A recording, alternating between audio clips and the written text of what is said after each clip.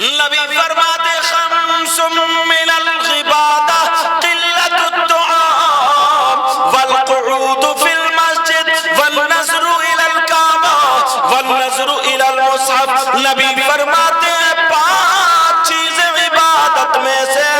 کتنی بولو؟ 5 چیزیں. نمبر 1 قلت الطعام، کم کھانا عبادت. نبی نے کیا فرمایا؟ بولو کم کھانا، بولو کم کھانا عبادت. نبی فرماتے قلت الطعام، کم کھانا عبادت. میں جو بتا رہا ہوں نمبر 1 قلت الطعام، کم کھانا عبادت. نمبر 2 والقعود فی المسجد، مسجد میں بیٹھنا عبادت. میری اس بات پہ عمل کرنا.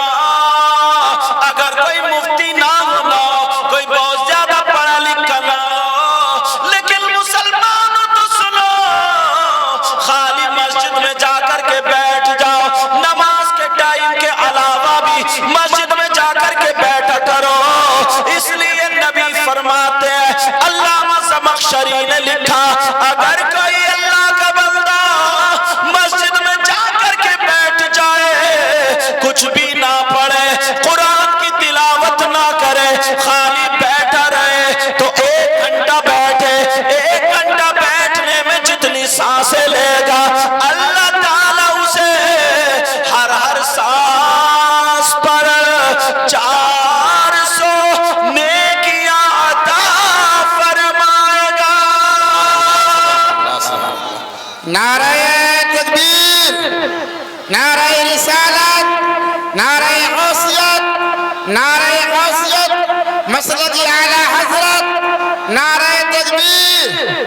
سبحان اللہ. سبحان اللہ. ایمانداری سے بتاؤ، جا کر کے نماز کے علاوہ، نماز میں نہیں جاتا، علاوہ کی کیا بات کر رہے ہو؟ نماز کے علاوہ جا کر کے کوئی مسجد میں بیٹھتا ہے؟ ایسا لگتا ہے جیسے ہمیں نیکیوں کی ضرورت ہی نہیں. تمہارے نیکیوں سے گودام بھرے پڑے، اب کہاں ضرورت؟ سمجھ رہے ہیں میری بات؟ اور بعض تو اتنی جلد آپ سوچ رہے ہو کہ یار امام صاحب کیا کہہ گئے چپکے سے. لیکن آج امام صاحب کی نہیں، میں اپنی تقریر کروں گا. بعض تو ایسا ہے جیسے جائے گا جمعے کے دن 8 دن نہیں نہ سکتا سنیچر کہیں کا، جمعے کے دن جائے گا کپڑوں میں اتر لگا، پورے محلے میں کھانستا ہوا جا رہے ہیں نمازی، اور جاگے بیٹھ جاؤ 2 منٹ اگر امام صاحب کو تقریر میں یا خطبے میں کوئی زیادہ ہو گئے تو گھور کے دیکھے گا. کبھی امام صاحب کو دیکھے گا تو کبھی گھنٹے کو دیکھے گا، کبھی امام صاحب کو دیکھے گا، کبھی گھڑی کو دیکھے گا، کبھی امام صاحب کو، کبھی ٹائم فیس کو دیکھے گا. بھولا دے گا امام کو بیچارے. اور کیا کہے یار امام صاحب تمہیں ٹائم نہیں دکھتا کیا؟ باہر آ کے کہتا ہے بھئی یار یہ امام صحیح نہیں ہے، اسے ٹائم کا ہی پتہ نہیں. اچھا، وہ اپنے باپ کی بات بتا رہے تھے. مسجد میں اگر تھوڑی دیر بیٹھ رہے تھے تو مر جاتے، اور مر بھی جاتے تو کیا اچھی بری جگہ پہ تھے؟ ہر سانس پہ اللہ تعالیٰ 400 نیکیاں عطا فرماتا. مگر کیا بات، مسجد سے دروازے پہ نکل کے گھنٹوں کھڑا رہے گا، 5 منٹ کھڑا رہے گا، 10 منٹ، کوئی پرواہ نہیں ہے. سیاست کی باتیں ہو جائیں تو جہاں پردھانی کا الیکشن آئے نا تو بعض تو کئی ہزار روپے کی چائے پی جاتا ہے. اتنا بڑا اسے کچھ بھی کام نہ دھام. پردھان جی کی بیٹھک پہ بیٹھے وہ آنکڑے لڑا رہے ہیں، آنکڑے بولے لکھ کے دے دوں گا تم 235 ووٹوں سے جیتے ہوئے رکھے ہو. اب امام صاحب، اب وہ پردھان جی کہہ رہے ہاں بچوں چائے لاؤ چائے. کئی پردھان تو شکر پڑوا کر کے چائے رکھ لیتے کہ تاکہ گاؤں والے شکر پی کے جائے تو ووٹ مجھے ہی دے. مگر تم بھی اتنے نالائق تو چائے ادھر کی پی رہے اور ووٹ ادھر دے رہے. ایک گاؤں میں حضرت لوگوں نے ایک کو کہا پردھان کہنا شروع کر دیا. بیچارے کی 4 بیگھے زمین تھی، کم بخت سموسوں میں اور چائے میں اس کی پوری زمین کھا گئے، پھر بھی جتایا نہیں، ہار گیا، پاگل ہو گیا. تو میرا مطلب دیکھو، مجھے سیاست کا کوئی مطلب نہیں. جو پردھان گاؤں کا کام کرے، لوگوں کو کام آئے، اسے اپنا ووٹ دے کے جتاتا. اسے اپنا ووٹ تھا کہ لوگوں کے کام آئے، دین اور اسلام کے کام آئے، سمجھ رہے؟ باقی تمہیں اپنے ووٹ کا تمہیں اختیار ہے، تم جانو، میں تو اسلامی بات کرنے آیا ہوں۔ مگر میں پہلے تقریروں میں ایک لفظ نہیں بولتا تھا مسلمانوں کے لیے، اس سال کی تقریروں میں بول رہا ہوں۔ وہ لفظ کیا ہے؟ وہ لفظ ہے غدار۔ پہلے مسلمان کے ساتھ لفظ غدار نہیں جڑتا تھا، اب غدار جڑ رہا ہے۔ کسی کا کاروبار چل لیا، چاہے کوئی بھی کاروبار یا کچھ بھی ہے، تو فوراً پولیس کو فون کر کے پکڑوا دیتا ہے۔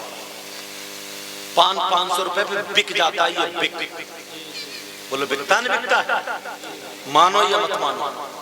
تو اب یہ غداری بن، پہلے نا اگر کسی کی سننے کی بات ہے، یہ بڑی اچھی بات نکل گئی ہے، اگر پہلے کسی کی بیٹی کا رشتہ ہوتا تھا، رشتہ، تو معلوم ہے وہ کہاں جاتا تھا؟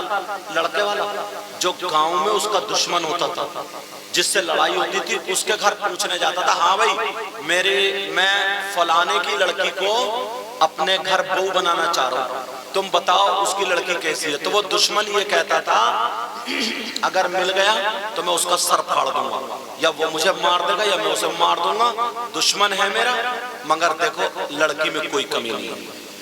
یہ دشمن کہتا تھا، کیا کہتا تھا؟ بولو لڑکی میں کوئی اور آج یہ جو تمہارے ساتھ میں ناشتہ کر رہا ہے، ناشتہ یہ آستین کا سانپ ہے، آستین کا سانپ، معلوم ہے ناشتہ کر رہا ہے، اور تم جاؤ گے چائے اور پانی لینے، چپکے سے ہاتھ دبا کے کہے گا ہلکا ہاتھ رکھیو، اس سے اچھا گھر دلواؤں گا میری نظر میں۔ یہ جو تمہارے ساتھ میں یہ دوست ہے، یہ دشمن، اور بعض بہن یہ بھی اتنی خراب ہے، اتنی خراب ہے، کوئی مطلب نہیں ہے کسی کی لڑکی کا رشتہ اچھا ہو جائے، لڑکا اکیلا ہے، کاروبار اچھا ہے، تو اسے قینچی لے کے گھوم رہی ہے، قینچی کسی ترکیب سے اس کے گھر پہنچ جائے گی، اور پہنچ کے اتنی سیدھی بنے گی، اتنی بھولی جیسے کچھ نہیں جانتی ہے، اور پہنچ کے کہے گی یہ بتاؤ تمہارے لڑکے کا رشتہ کہاں ہوا؟ کہا وہاں ہوا۔ کہا کون سے گاؤں میں؟ کہا اس گاؤں میں بیرور میں۔ اچھا کہاں گھر ہے؟ مسجد کے ساتھ۔ اچھا وہ جو مسجد کی برابر میں 2 منزل مکان ہے، گورے رنگ کی لڑکی؟ کہا ہاں۔ تو بولی اچھا، تو بولے ادھر سے کیا بات ہے، بتا بتا۔ کچھ نہیں، اس پہ ہوائی اثر تھا، وہ ٹھیک ہو گئی ہے کیا؟ اس پہ دورے پڑتے تھے، ویسے لڑکی بہت اچھی ہے، خاک اچھی ہے، تو نے تو ریڑ مار دی۔ ایک تو ویسے ہی بازار میں پہلے گدھے بکتے